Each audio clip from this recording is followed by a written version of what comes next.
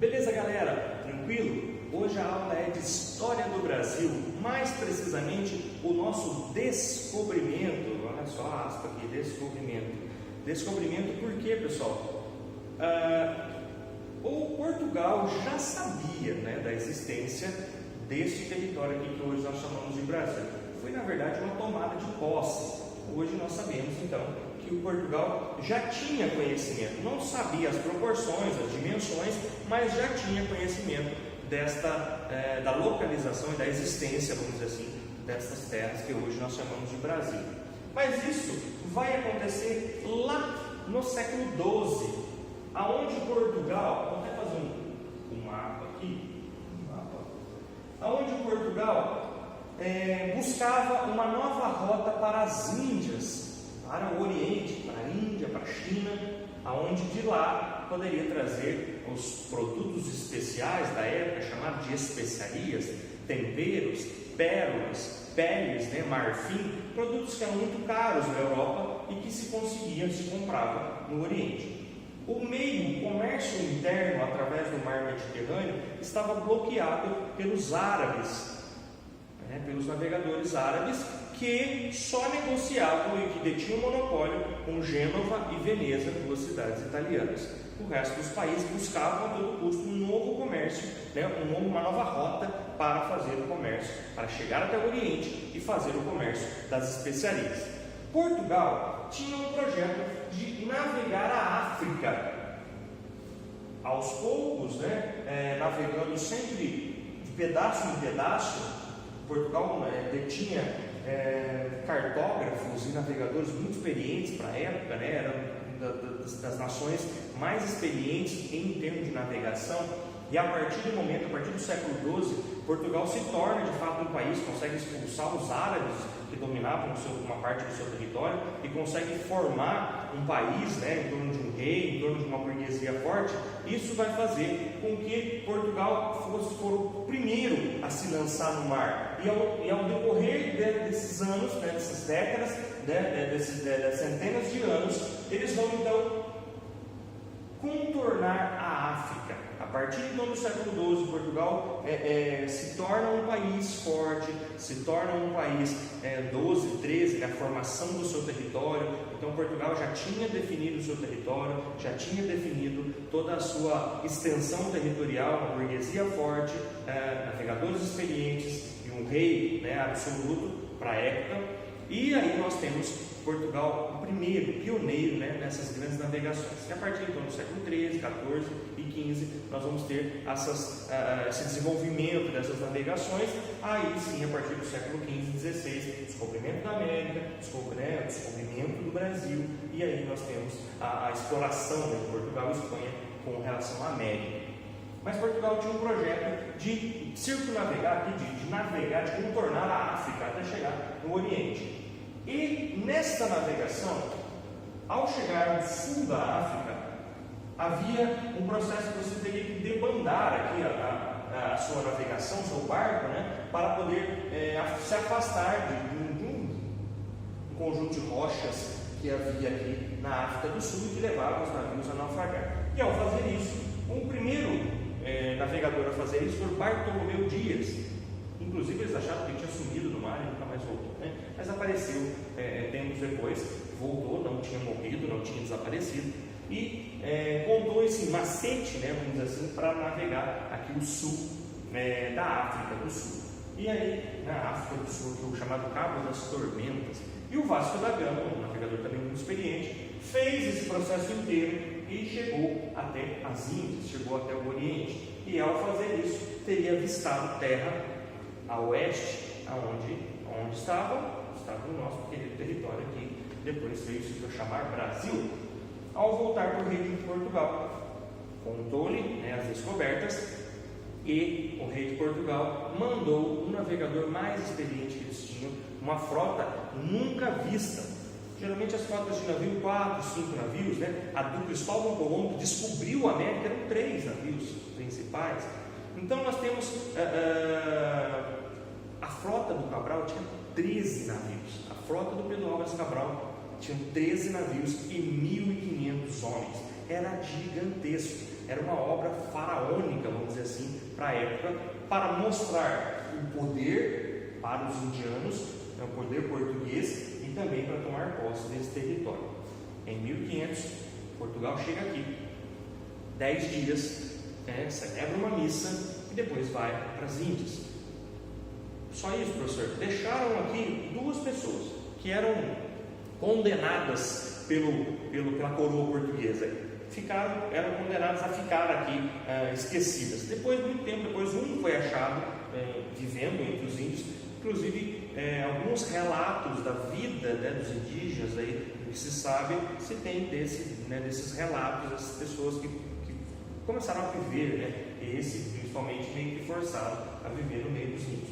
E aí, pessoal, ficaram 10 dias aqui. Um navio voltou para Portugal com uma carta do Pero Vaz de Caminha, contando todas as novidades que acabaram encontrando aqui. E o resto dos navios foram para Calicut, na Índia. Isso foi em 1500. Até 1530, o governo português mandava muito pouco navios para cá. Os motivos que vinham para cá era para pegar o pau-brasil, que era a única riqueza que eles encontravam a princípio, que era uma madeira utilizada para a extração de uma tinta, ou para fazer barcos, ou para a extração de uma tinta vermelha, que inclusive a cor vermelha era destinada a reis, a nobreza europeia. Então o tecido vermelho era muito caro, era muito bem visto pela nobreza europeia. Então extraía-se essa tinta para pintar o tecido e também para fazer navios, etc. Era uma madeira que já era conhecida dos portugueses, que já havia na Índia, já havia esse tipo de madeira. Eles encontraram muito, que era a nossa floresta equatorial, a nossa floresta litorânea era recheada de pau-brasil. Então, para buscar o pau-brasil, que os índios mesmos exportavam, a troca de bugigangas, a troca de bacias, de enxadas e de machados, Inclusive o português foi quem introduziu os metais na vida do nativo brasileiro, do nativo sul-americano que vivia nas terras do Brasil. Foi o português que introduziu o metal. Ele não conhecia o metal, ele tinha objetos de ossos, de madeira, de pedras, mas ele não tinha metal, ele não sabia metalurgia. Ele introduziu o metal, a forja do metal, a utilização do metal. Os primeiros machados, facas, foices, facões, foi o português na vida do índio. Ele usava isso para cortar o pau-brasil. O segundo momento passado aqui era para salvaguardar o território, porque os franceses e também holandeses não gostaram muito da ideia de só Portugal e a Espanha vir para cá. Então, eles também queriam um pedaço. Então, para proteger o território, vieram para cá. Outra coisa era para margear a costa, para definir o que era da coroa portuguesa e o que não era da coroa portuguesa, até onde ia os limites do território português. E em falar em limite, houve um problema entre Portugal e Espanha, porque o Cristóvão Colombo chegou aqui, não aqui, mas na América primeiro, e depois o Pedro Álvares Cabral tomou posse do território mais ao sul. O Cristóvão Colombo chegou mais ao norte, mais na América Central, onde hoje é a América Central, e o Portugal chegou aqui na América do Sul. E aí nós vamos tinha os 2 países aqui, tomando posse e querendo fortalecer o seu território, e não entravam num consenso, até que o padre, o Papa fez uma bula, ou seja, um documento em que definia a chamada bula intercoeteira.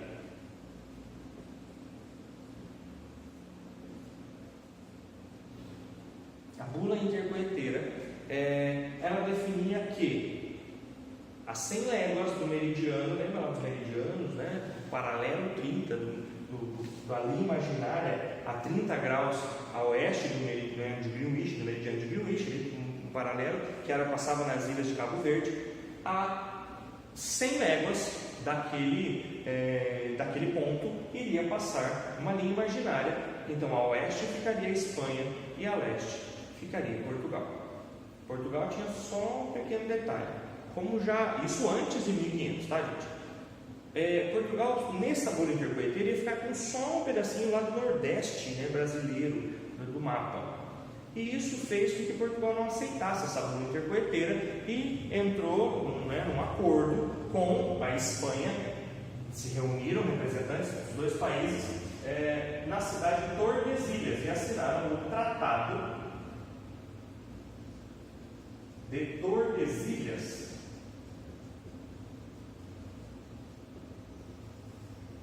O Tratado de Tordesilhas definia que não era 100 léguas, mas sim a 370 léguas iria passar essa linha imaginária. Então Portugal acabou ganhando um território muito maior, né, da América, e do lado leste da América. A leste ficaria Portugal e a oeste ficaria a Espanha. E nesse tratado, né, de 1500 a 1530, Portugal só salvaguardava o seu território e também passava aqui a pegar o pau-brasil e definia, né, sabendo onde eram os limites do seu território. Esse período foi chamado de período pré-colonial, ou seja, antes da colonização do Brasil, porque era um período em que Portugal estava muito mais interessado no comércio com as Índias, no comércio das especiarias.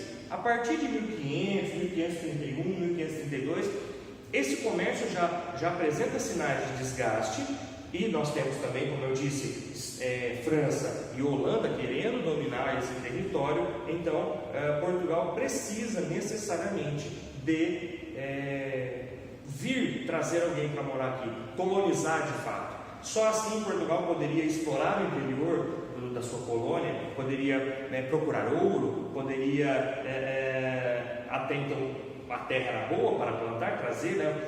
Foram trazidas as primeiras mudas de cana-de-açúcar, então, para fazer um teste, para saber se essa cana-de-açúcar poderia ser plantada aqui. Então as primeiras famílias, os primeiros pés de cana-de-açúcar vieram nesta época. Então nós vamos ter o início da colonização propriamente dita a partir de 1530. Então de 1500 a 1530 nós vamos ter esse período chamado período pré-colonial, onde Portugal, como eu disse, lembrando, o mais importante era o comércio com as Índias e não a colonização brasileira. E a partir então de 1530 nós vamos ter um período chamado período colonial, que é o início então da colonização brasileira.